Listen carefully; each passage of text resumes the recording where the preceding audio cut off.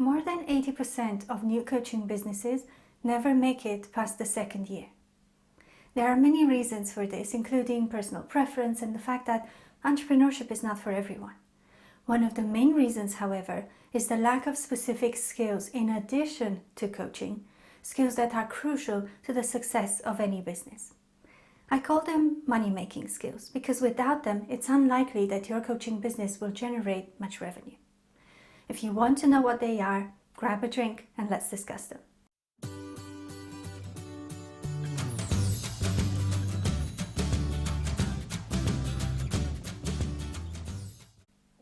Hello and welcome to the Savvy Corner, where we talk about managing your money, your business, and your mind around it.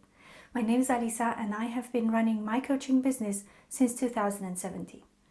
I passed the 2-year mark that I mentioned at the beginning of the video, but not many coaches do. If you're a new coach, part of me envies you. I remember the excitement of having recently discovered coaching and the plans I was making for how to serve my clients, imagining all the lives my coaching will change and the impact I was going to make. What I didn't know at the time was that my coaching qualification and skills were not enough to guarantee the success of my business. There are other skills in addition to coaching that I needed if I wanted to make money from coaching. This is what I will address in this video, and without making this introduction longer than it needs to be, let's jump straight in. The first thing you need to know is how to do research. How boring, right? Maybe, it depends on who you ask, I guess. I don't find research to be boring at all. I find it fascinating. But boring or not, why is research so important? Because as a coach, you won't be able to serve everyone. Your coaching skills allow you to coach pretty much anyone in theory, but in practice, you will only be able to serve a particular segment of the market. I'm sure you've heard people talk about finding a niche and focusing on that. I also talked about this in a previous video, which I will link for you below. If you've started a coaching business with the intention of coaching anyone, I urge you to find a niche as soon as possible. Now, this video is not about the importance of finding a niche, so I won't spend too much time on it. Go and watch my previous video for more information. Coming back to the topic that we were discussing, learning how to do research will help you immensely. Not only to establish your niche, but also to study the type of coaching that you intend to focus on, the characteristics of the customers who need this type of coaching, the problems they're facing, and so on. Not to mention research on the market itself, the demand for coaching services, competitor analysis and market alternatives and substitutes analysis, which will help you determine your prices.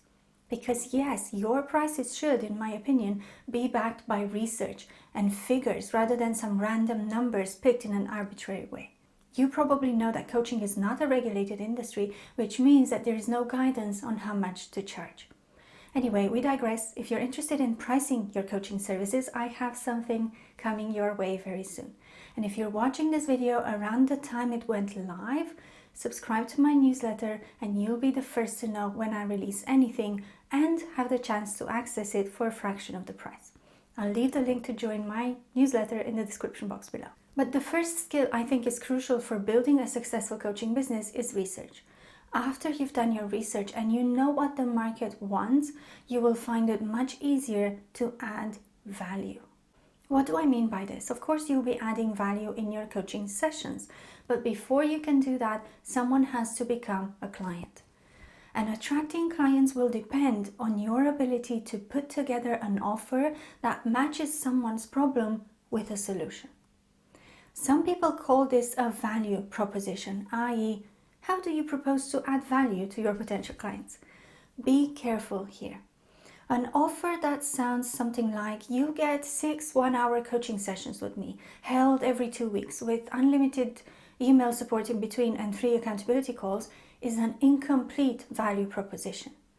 The idea is to match your customer's problem with a solution, and the solution cannot be 6 sessions of coaching. That is a feature of the program you're offering, but people don't pay for features. They pay for benefits. So how can you express this value that coaching will bring to a client in terms of benefits or results? You can only do this effectively if you've done enough research beforehand. They all link together. which takes me to the third skill, communication. You need to be able to convey this value in a way that resonates with potential clients. This can be done in a variety of forms, in written forms such as a blog post, articles, short form social media posts, in video and audio format like YouTube and podcasts, in the form of a presentation or other type of public speaking, and in everyday conversation. You can have the most amazing value proposition, but if potential clients don't understand how is it that you can help them, they won't work with you. So communication is super important. Of course, you can pay someone to help you with content marketing and writing copy for your business, but I think it's important that you become competent in this area yourself. After all, this is how you convey the value you offer, and you won't be able to bring your copywriter with you to a networking event so they can explain to others what is it that you do. Speaking of networking events, it's important to have people skills. To have the ability to create a connection with someone, build a relationship and maintain that relationship, either in person with people you meet face to face or online with your audience. This requires a certain level of charisma and of course those communication skills we discussed earlier. When I say charisma, I don't mean you need to be like some sort of famous actor. It's about your presence and the things that you inspire in others that make them feel attracted to you. There are of course courses that you can take, but you'll find your own style in time. I find the best thing to do is not to try and be someone that you're not. It will appear fake and people will see through it. Be yourself with your own personality. Some people will be attracted to you and some won't. But like we said in the beginning of the video, your goal is not to serve everyone. So far we talked about research, adding value by matching a problem to a solution, communication and people skills. All of these will help you to get people interested in what you do and wanting to find out more.